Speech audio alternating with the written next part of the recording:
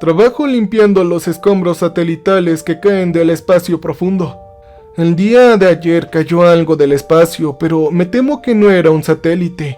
Era algo aterrador, una nave extraterrestre. Ellos están aquí, debes saber la verdad. Nos enviaron al extremo más remoto de la estepa kazaja, una extensión desolada e implacable de tierra erosionada por el viento, donde las vallas oxidadas no conducen a ninguna parte y el horizonte zumba como un diapasón. El viento aún atravesaba 2 capas de corrientes térmicas. Los caminos apenas eran caminos, solo cicatrices de neumáticos en la tierra helada. No habían pájaros, ni perros, ni aldeas, solo tierra vacía y silencio durante kilómetros. Cuando los satélites caen de las órbitas, se supone que deben quemarse en la atmósfera o aterrizar en el océano, lejos de cualquier cosa importante. Así están diseñados, pero a veces las cosas pueden salir terriblemente mal. Un error de cálculo, un fallo en el propulsor o una falla en órbita. Y cuando caen en tierra, nuestro trabajo es evitar que desaparezcan. Sí, somos contratistas, un equipo de limpieza que registra la telemetría y recuperamos todo lo que no se vaporizó y marcamos lo que podría pertenecer a una caja negra. La mayor parte es escoria inservible al llegar a la Tierra. En 1 o 2 ocasiones hemos sacado algo interesante, delicado. Normalmente nos los quitan de las manos antes de que podamos siquiera preguntar qué es lo que era. Pero esta misión era la típica. 8 de nosotros teníamos asignados 2 camiones, tiendas de campaña plegables, enlaces portátiles, repetidores satélites, un dron y un georradar. El sitio estaba marcado por rastreadores orbitales. Algo había caído con fuerza rápidamente. Esperábamos restos calcinados y un par de largos días paliando arena y lodo. Quizás sería una ventaja si algo sobreviviría intacto. Pero algo no iba bien desde el principio. La telemetría era inestable. El GPS se sincronizaba y luego se apagaba. El terreno no coincidía del todo con las coordenadas. Era como si los propios mapas no nos quisieran allí. Y todo quedó en silencio. De todos modos, nos pusimos manos a la obra. Carson, nuestro jefe de equipo, supervisaba la instalación del equipo. Los técnicos calibraban el radar. Yo estaba ayudando a clavar las estacas de refuerzo cuando llegó la baliza. No era un ping muerto, estaba activo. Una ráfaga corta, comprimida, que se repetía a intervalos cortos. Era más fuerte que cualquier baliza que hubiera escuchado en una operación de recuperación. Eso llamó la atención de todos. Normalmente esas señales se detienen en cuanto se incendia el casco, pero esta seguía transmitiendo. Pensamos que quizás había sobrevivido un núcleo reforzado, un tipo de caja negra, tal vez una unidad de guía, quién sabe, pero la señal no trianguló a nivel de la superficie. Nosotros realizamos un escaneo GPR. Los datos fueron correctos. Bajo la capa superficial del suelo, a unos 10 metros de profundidad había una estructura. Posiblemente un trozo de metal destrozado, no solo escombros dispersos, sino quizás un trozo entero de fusilaje. «No, esto no puede ser posible», murmuró mi jefe. La señal provenía de su interior. Fuera lo que fuese, había sobrevivido al descenso orbital, al impacto y luego al enterramiento.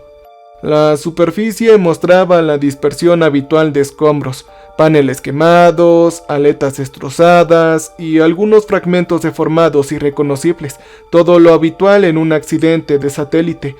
Pero debajo, ahí enterrado a mayor profundidad de lo esperado, había algo gigantesco.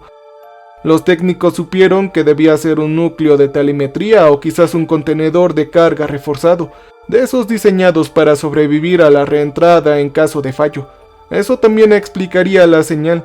Quizás estaba programado para emitir un pitido incluso después de un accidente para facilitar la recuperación. ¡Demonios! Tal vez obtendríamos una bonificación por este rescate. Así que empezamos a planificar la excavación. Primero medimos la densidad del suelo, luego revisamos las capas de escarcha y las vías de escorrienta. El permafrost era espeso aquí. Excavarlo requeriría tiempo y precisión, sobre todo si no queríamos aplastar lo que estuviera debajo de nosotros. Excavaríamos a mano casi todo. Era un trabajo lento.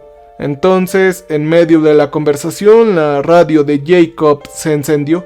Era una ráfaga de estática interrumpiendo en sus auriculares, seguida de una voz tensa y entrecortada.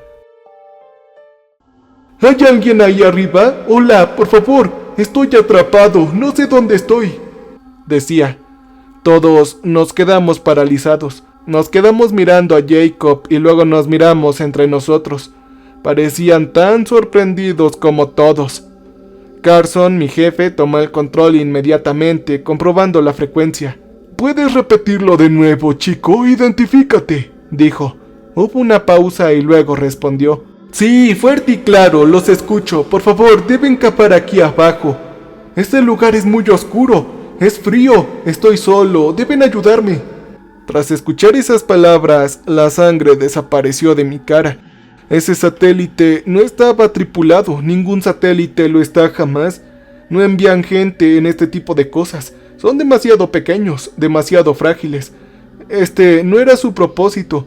Incluso los militares son operados por control remoto. No hay espacio para una cabina y no hay razón para una tripulación. Entonces, ¿quién carajos nos estaba hablando? ¿O qué cosa era esta? Nosotros cambiamos de frecuencia, revisamos los relés, las señales no rebotaban en ningún otro lugar y no había interferencias. El punto de origen estaba justo donde estaba la paliza, a 10 metros bajo tierra. Nosotros intentamos hacer más preguntas, cosas como ¿de dónde eres? ¿Cuánto tiempo llevas ahí abajo? ¿Y cómo te llamas?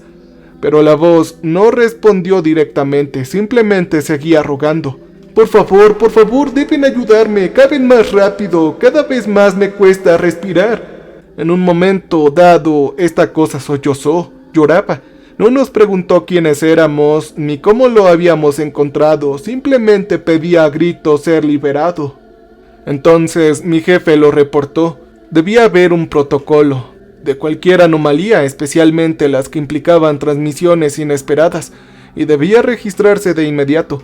Nos apiñamos alrededor del enlace satelital portátil con la señal intermitente mientras él explicaba la situación al representante de contacto al cliente, un agente de nivel medio de una empresa aeroespacial privada cuyo nombre ni siquiera podía pronunciar.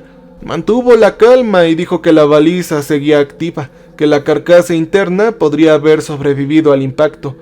Y luego, casi como si le hubiera ocurrido después, añadió: «Ha habido una voz en la radio, dice que hay alguien vivo ahí abajo».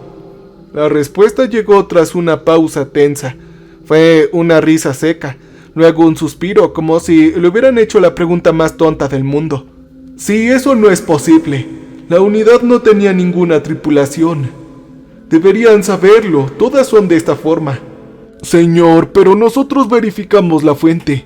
La señal coincide con el objeto enterrado. Hay algo ahí abajo», dijo Carson. La voz del otro lado se volvió un poco más aguda.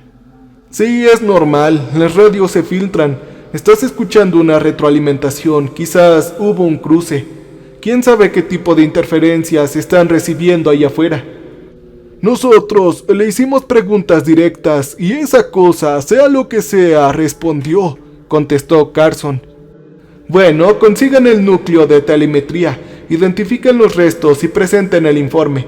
Olvídense de estas historias de fantasmas y extraterrestres. Háganlo rápido y ya», dijo el representante con un tono ya enojado. Luego la línea se cortó. Nos quedamos ahí un rato mirándonos. Nadie lo decía, pero la inquietud había empezado a extenderse. Si hubiera sido estática, bien podríamos haberlo ignorado, o si hubiera sido una tontería, podríamos haber culpado a las radios. Pero la voz era clara, la respuesta era presa del pánico, y sonaba humano, o al menos eso era lo que pensábamos al inicio. Intentamos razonarlo, quizás era una fuga de señal de otro canal o de alguien cercano que usaba la misma banda. Podría haber sido una broma, algún radioaficionado haciéndose el tonto, pero era improbable que todo esto ocurriera en medio de la nada. Carson finalmente rompió el silencio. Bien, sigamos adelante, hombres. Tenemos un trabajo que hacer.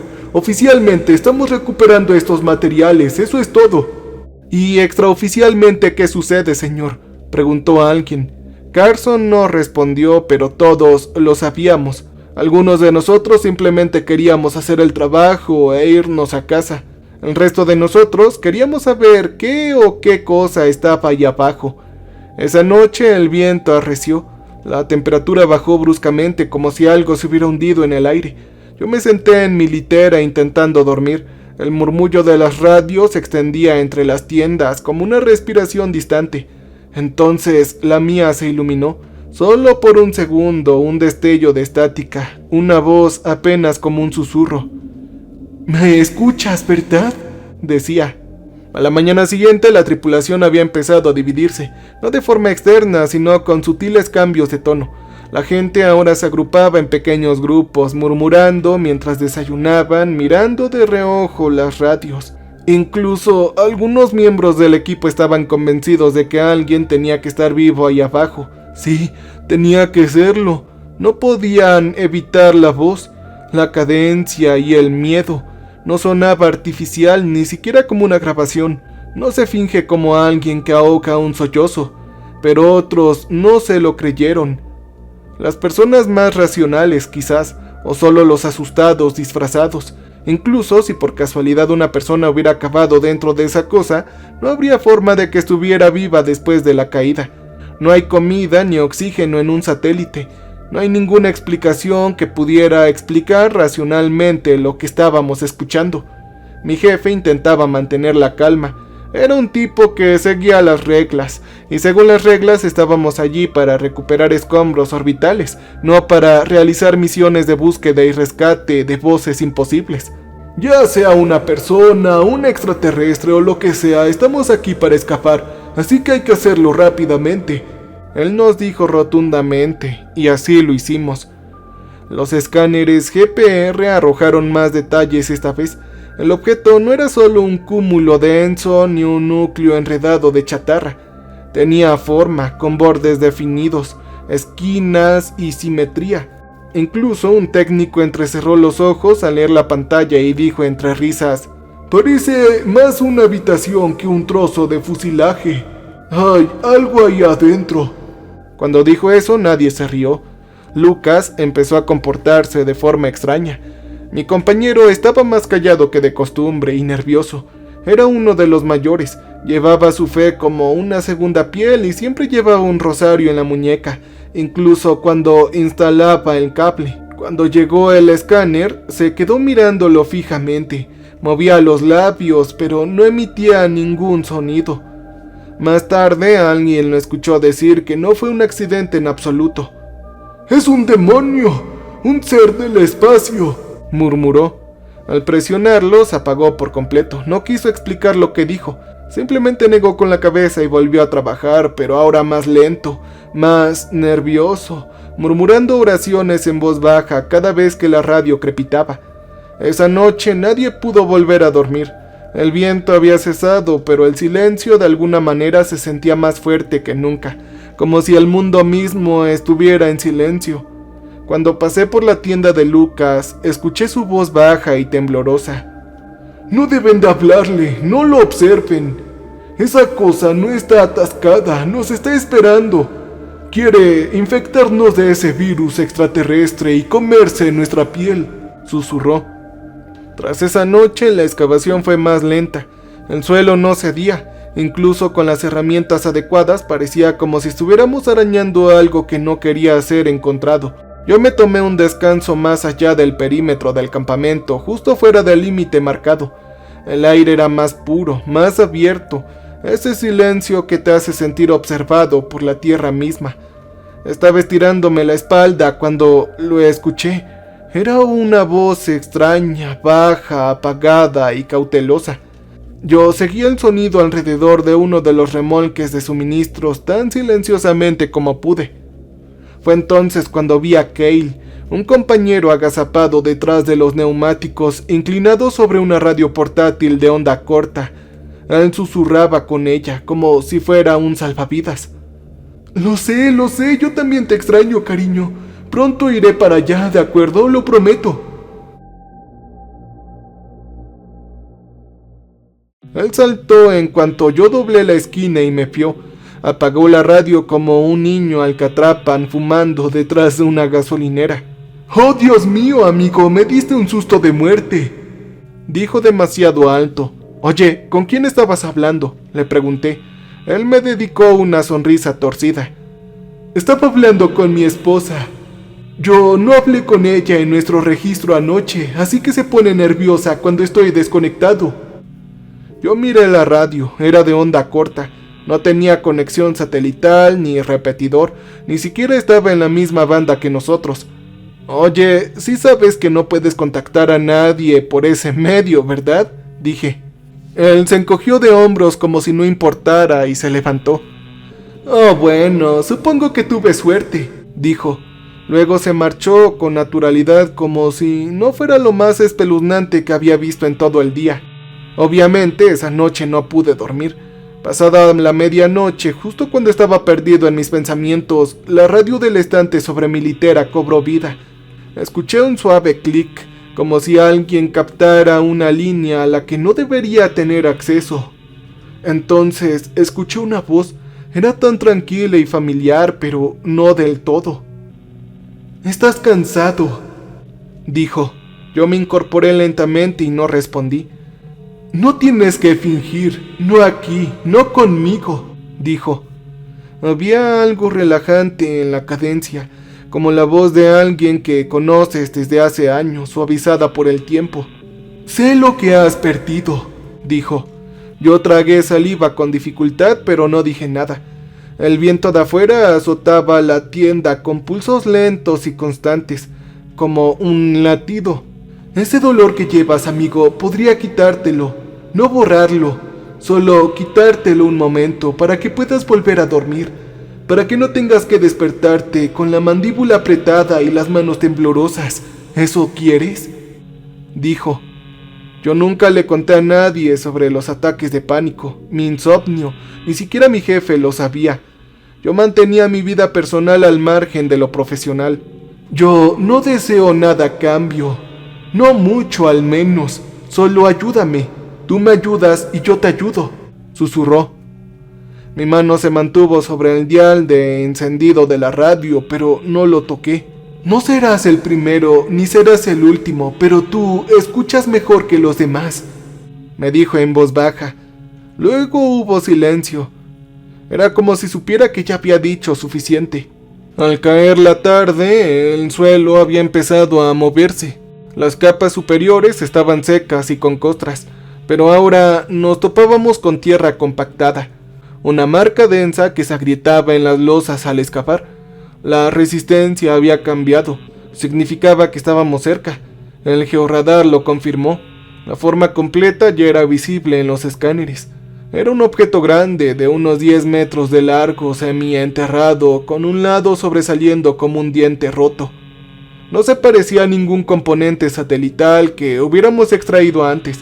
Estaba demasiado entero. Estábamos cerca, pero ya oscurecía, lo que significaba que tendríamos que pasar otra noche antes de poder descubrirlo por completo. La cena transcurrió en silencio. La mayoría estábamos demasiado congelados para hablar. El viento había arreciado de nuevo, llenando de arenilla cada pliegue de la ropa y cada arruga de la piel. Cale, al que atrapé susurrando a la onda corta, estaba sentado cerca de la entrada de la tienda comedor. Estaba sonriendo para sí mismo. Parecía un hombre esperando a que alguien especial entrara por la puerta. De vez en cuando miraba hacia el cráter y sonreía como si acabara de recordar un chiste privado. Lucas, en cambio, no comía. Se quedaba de pie cerca de la pared de la carpa comedor con los brazos cruzados y la mirada baja. Parecía alguien intentando no vomitar. Esa noche, de vuelta en la tienda de campaña, me quedé mirando al techo de lona mientras el viento azotaba las tuberías de acero. El día empezaba a pesarme, no solo por el cansancio en el cuerpo, sino por algo más profundo. Mis pensamientos no dejaban de dar vueltas en torno a la voz, en torno a la figura bajo tierra. Ya no sabía qué creer. Estaba empezando a perder el rumbo cuando escuché algo. Eran botas, pasos muy cuidadosos. Yo salí de mi catre y seguí el sonido a través de la trampilla. La noche estaba sin luna, iluminada solo por el resplandor ámbar de las farolas perimetrales.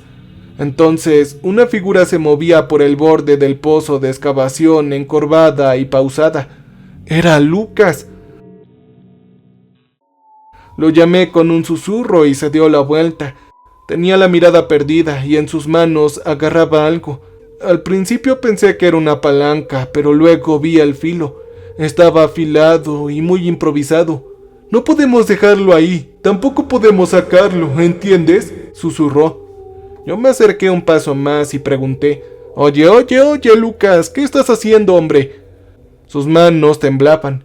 Ellos creen que les habla y quizás tengan razón, pero esa cosa miente. Eso es lo que ha estado haciendo. Eso es todo lo que sabe hacer. Esa cosa no es humana, amigo, dijo. Yo miré el arma, luego a sus ojos. Había un tipo de locura, pero también convicción. Detenerlo sería peligroso. Estaba decidido a esto. Oye, ¿de verdad crees que esa cosa es peligrosa?, pregunté. Él asintió lentamente. Claro que sí. Esa cosa no es humana y no está atrapada. Quiere que lo encuentren. Una vez que lo haga, se acabó para nosotros como la especie humana dominante. Yo lo miré un buen rato. Luego dije lo único que se me ocurrió. Ok, esto no me concierne, así que yo no he visto nada, dije. Él me miró fijamente, como si intentara decidir si valía la pena discutir conmigo. Luego se dio la vuelta y se alejó en la oscuridad hacia el borde del cráter. Yo no lo seguí. Me dije a mí mismo que no me importaba y volví a la cama. La mañana empezó a decaer antes incluso de llegar al cráter. Lucas no estaba por ningún lado. No había vuelto a su litera ni había aparecido a desayunar. Supuse que estaba intentando pasar desapercibido. Quizás escondido en el camión de equipo hasta que todo se calmara. Una vez que viéramos lo que había dicho, o tal vez estaba avergonzado. No era yo el único el que estaba tenso. Al llegar al lugar, todos nos estábamos quedando paralizados, ya que el cráter parecía raro. La tierra contra la que habíamos luchado durante días ahora estaba suelta, desnivelada, parecía recién removida. Las marcas de nuestra excavación tenían capas cuidadosamente talladas con herramientas pesadas. Habían desaparecido, reemplazadas por una extensión irregular y hundida. Era como si la tierra misma se hubiera movido de la noche a la mañana. Nadie habló hasta que uno de los nuevos susurró: ¿Hubo una tormenta?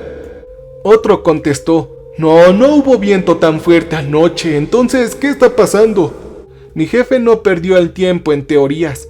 Si esta cosa está suelta, entonces debemos considerarnos afortunados. Debemos hacerlo ahora o nunca, dijo golpeándose el muslo con un guante. Agarramos palas y picos. Ya no hacía falta barrena, la tierra se desprendía como piel seca. Apenas unos minutos después, alguien chocó contra algo sólido. No era solo fragmento chamuscado ni un puntal de soporte. Era liso, redondeado, un tenue brillo bajo la arenilla. Trabajamos a su alrededor con cuidado, despejando capa por capa hasta que la forma apareció a la vista. Era una curva larga, luego otra, y las líneas se conectaron formando una cápsula o tal vez un módulo que se fusionó con el fragmento de fuselaje de satélite que habíamos estado buscando desde el principio, excepto que no se parecía a ningún módulo satelital que hubiéramos visto antes. El material captaba la luz de forma extraña. Era como si no fuera solo una superficie, sino varias, plegándose unas tras sobre otras. Algunas partes parecían diseñadas. Eran paneles acanalados, bordes biselados, incluso los que parecían rejillas de ventilación. Pero entre esas características se encontraban formas más suaves y orgánicas, una suave iridiscencia bajo la suciedad, vetada como un tejido. Mirabas por una esquina y podrías jurar que era titanio moldeado. Parpadeabas y luego se trataba de cartílago. Estaba en constante movimiento y era casi perfecto. Entonces alguien lo señaló. Era una línea tenue que corría a lo largo del costado de la estructura, de aproximadamente 4 pies de largo, delgada como la sombra de un alambre. Era una costura. Oigan, esa cosa no está cerrada, dijo alguien en voz baja. El aire estaba quieto, nosotros no la habíamos abierto, todavía no. Nos quedamos observándolo, y por primera vez me di cuenta de que todos esperábamos que estuviera vacío. Al principio nadie habló, nos quedamos mirando la costura de la nave extraterrestre como si fuera a cerrarse.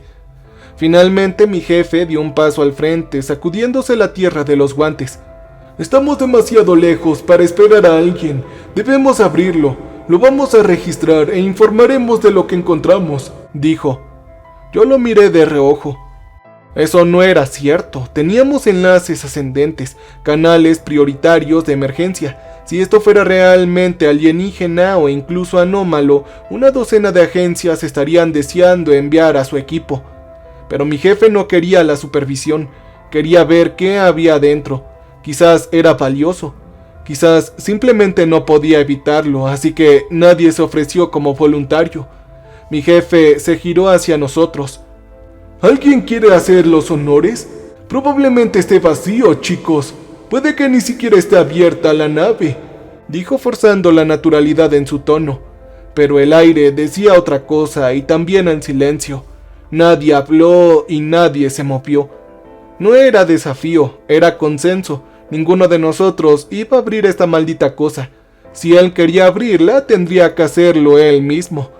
Entonces, mi jefe, decidido, apretó la mandíbula. Pude ver el cálculo en sus ojos. Cómo quería acercarse.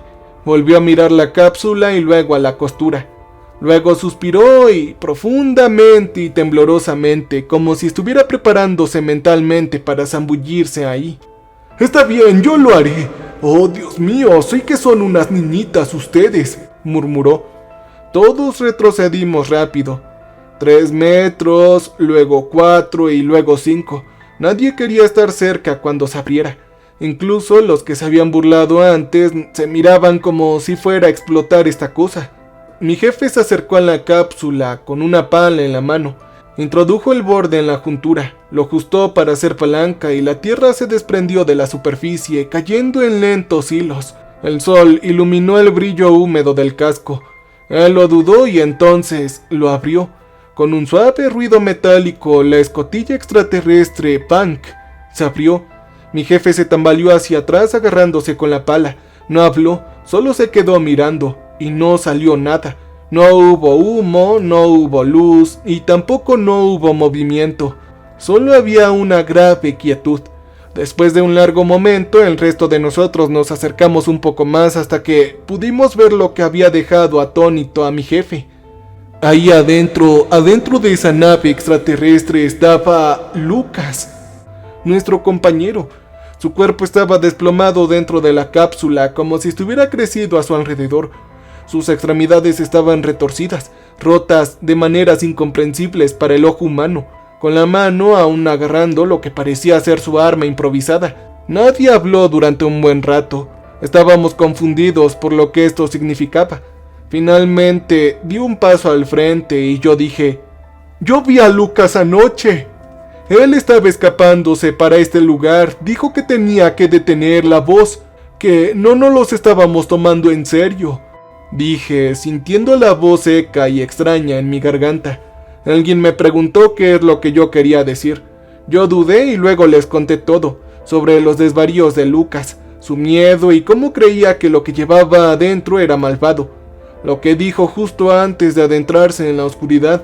Yo no quería mentir y les dije lo que él me había dicho sobre esa criatura extraterrestre, sobre que puede mentir y eso es lo que estaba haciendo, engañándonos a todos. El silencio que siguió fue de puro horror. Lucas había pensado que podía detenerlo. Quizás pensó que era un demonio o quizás pensó que era una prueba de fe. Sea como fuera, intentó luchar contra el extraterrestre y perdió. Pero eso no fue lo que me hizo doler el estómago. ¡Oh, no! Lo que lo empeoró fue la conclusión a la que todos llegamos, en silencio, casi al mismo tiempo. Lo que sea que había quedado atrapado dentro de esa cápsula ya no estaba ahí. El extraterrestre había escapado. Cada palabra que nos dijo, cada promesa había sido una mentira para sacarlo a la luz. y Kane, quien siempre había sido el más ansioso por cavar y por defenderlo, por susurrar en radios muertas, ahora parecía como si le hubieran chupado todo el aire. Su boca se abrió una vez y luego otra vez. Sí, pero él me prometió grandeza, dijo. Nadie respondió. Mi jefe ni siquiera pretendió informar lo que realmente ocurrió. Se detuvo a unos pasos de la nave extraterrestre pálido y tembloroso y activó el enlace satelital. El sitio está comprometido. Hay materiales desconocidos, posiblemente contaminación o violación de la seguridad nacional. No puedo dar más detalles por comunicación, pero algo cayó del cielo.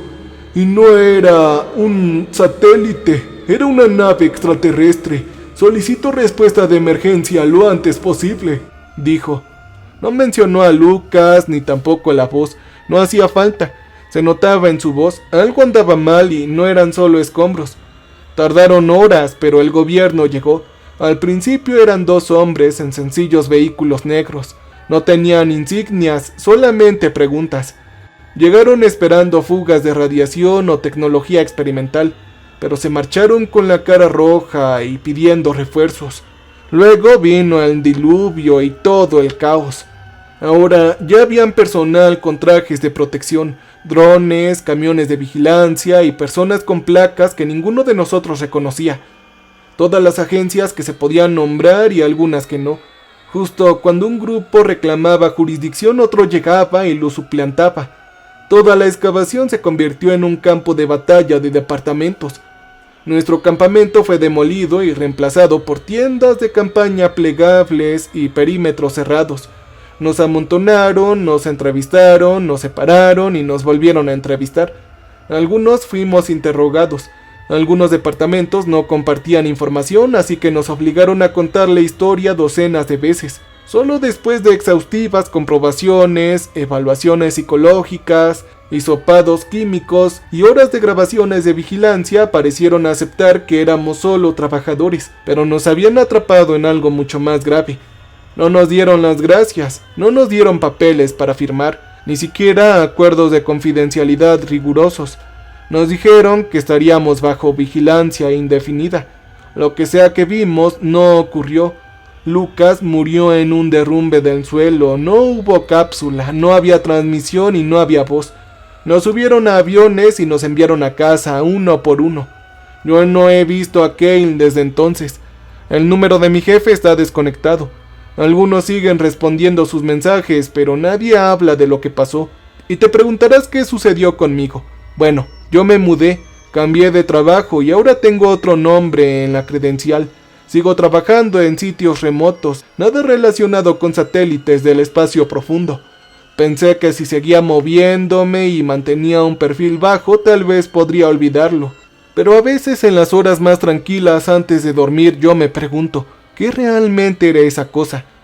¿Por qué estaba encerrado en esa nave, distorsionando su voz para que coincidiera con lo que necesitábamos escuchar?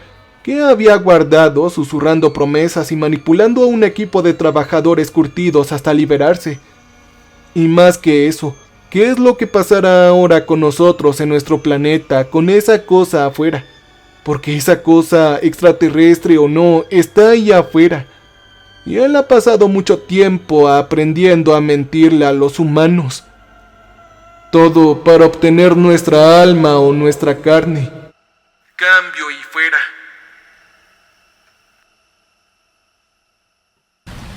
Welcome, stranger. We have not met before. We are repulsive. So glad you came to visit us. So glad. We make music for people who want to feel alive. You can use our music for your creative content.